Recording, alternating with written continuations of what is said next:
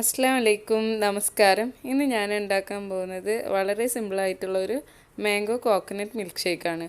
അതിനു വേണ്ടി ഞാനൊരു ചെറിയൊരു മാങ്ങയാണ് എടുത്തിട്ടുള്ളത്. ഇതേപോലത്തെ മാങ്ങയുടെ ചെറിയൊരു മാങ്ങ എടുത്തിട്ട് ഐസ് ക്യൂബും പഞ്ചസാരയും ചേർത്ത് മിക്സിയിൽ അടിച്ച് വെച്ചതാണത്. പിന്നെ 2 ടേബിൾ സ്പൂൺ മിൽക്ക് മെയ്ഡും കൂടെ എടുത്തിട്ടുണ്ട്. പിന്നെ നമ്മൾ തേങ്ങാപ്പാൽ എടുത്തിട്ടുണ്ട്. തേങ്ങാപ്പാൽ ഞാനിപ്പോൾ ഒരു ഗ്ലാസ്സിലാണ് ഉണ്ടാക്കുന്നത്. അതിനൊരു തേങ്ങയുടെ പകുതി മാത്രമേ ഞാൻ എടുത്തിട്ടുള്ളൂ. നല്ല കട്ടിയിൽ എടുത്ത് വെച്ചതാണ്. ഇനി ആ തേങ്ങാപ്പാലിലേക്ക് ഞാൻ എടുത്ത് വെച്ച 2 ടേബിൾ സ്പൂൺ മിൽക്ക് മെയ്ഡ് കൂടെ ഒഴിച്ചിട്ട് നന്നായിട്ടൊന്ന് മിക്സ് ചെയ്തെടുക്കുക.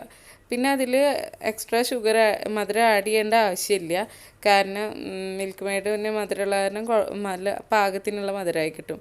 നമ്മൾ മാംഗോ അടിച്ചെടുക്കുമ്പോഴും അതിലും പഞ്ചസാര ചേർത്തിട്ടുള്ളതല്ല, അതുകൊണ്ട് പിന്നെ മധുരത്തിൻ്റെ ആവശ്യമില്ല. ഇനി നമ്മൾ അടിച്ചു വെച്ച മാങ്ങ എടുത്തിട്ട് ഒരു ഗ്ലാസ്സിലേക്ക് മാറ്റുക. ഞാൻ മൊത്തം മാറ്റിയിട്ടുണ്ട്. ഞാൻ ഒരു ഗ്ലാസ്സിലേക്ക് ആക്കിയിട്ടാണ് ഇപ്പോൾ ഉണ്ടാക്കുന്നത്. അങ്ങനെ മാറ്റിയിട്ട് വെച്ചിട്ട് നമ്മൾ അതിൻ്റെ മുകളിലായിട്ട് ഇതൊരു ലെയറായിട്ട് തേങ്ങാപ്പാലിൻ്റെയും മിൽക്ക് മെയ്ഡിൻ്റെയും ഈ കൂട്ട് ഒഴിച്ചു കൊടുക്കണം.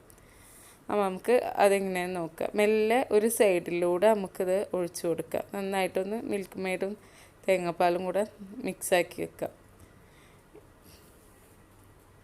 ഇനി ഒരു സൈഡിലൂടെ നമ്മൾ മെല്ലെ ഒഴിച്ചു കൊടുക്കാം. എന്നിട്ട് ഗ്ലാസ് ഒന്ന് മെല്ലെ തിരിച്ചു കൊടുത്താൽ പെട്ടെന്ന് ഒഴിച്ചു കൊടുക്കാൻ പറ്റും. അങ്ങനെ തിരിച്ച് ഒഴിച്ചു കൊടുക്കുക.